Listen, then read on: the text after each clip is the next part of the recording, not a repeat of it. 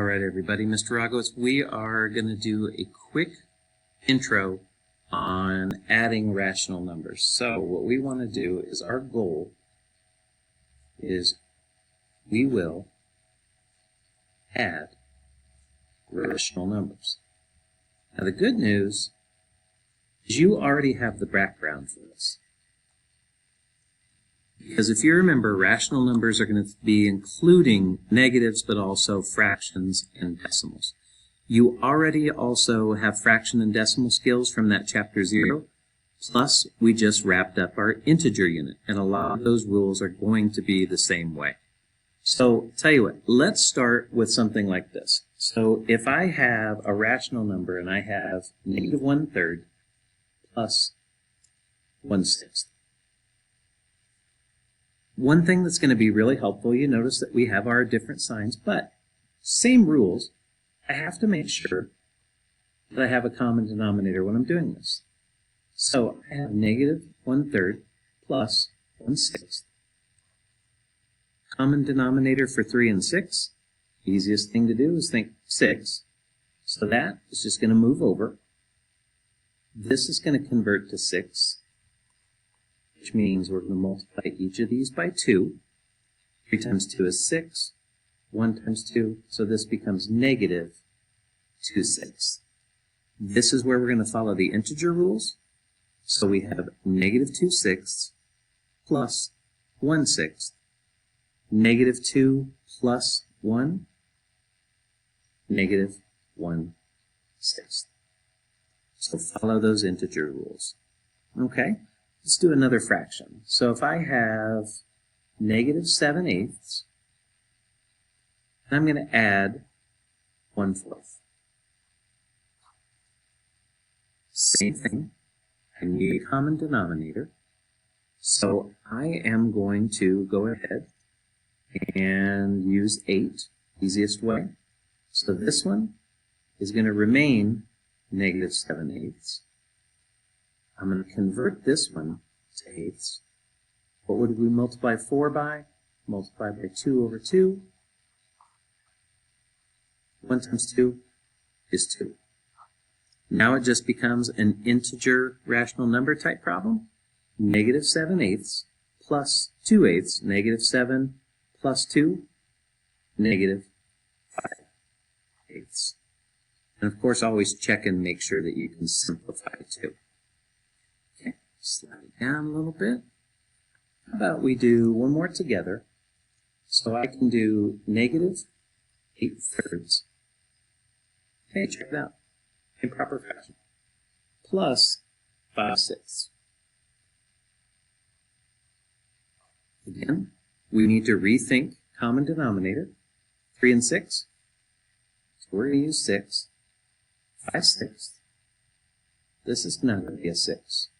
Which means we're going to multiply it by 2 over 2. That means this is going to be negative 16 over 6.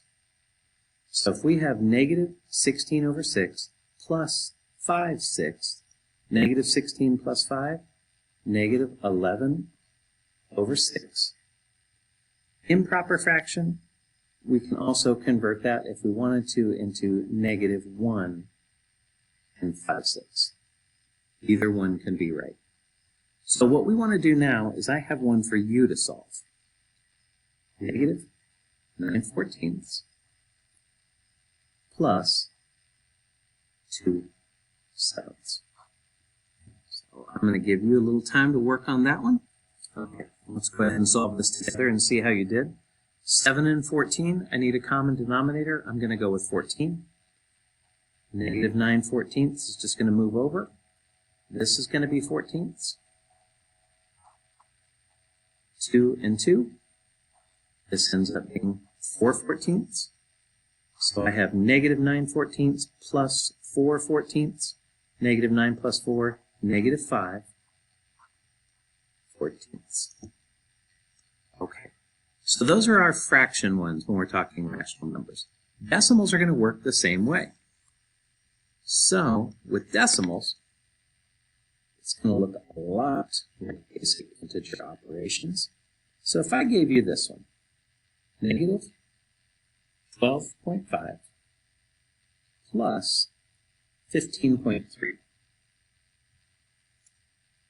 So we want to think about those integer rules, and since we're adding rational numbers that have different signs, I want to take the higher absolute value sign, so I know that my answer is going to be positive, and then I subtract the two. So I'm just going to do it under here. 15.3 is my larger number. 12.5. Line up those decimals. And the difference of the two. So 3 minus 5, nope. 5, 4, 8. Decimal comes straight down. 4 minus 2 is 2. And we said that our answer is going to be positive because the absolute value of the higher number was positive.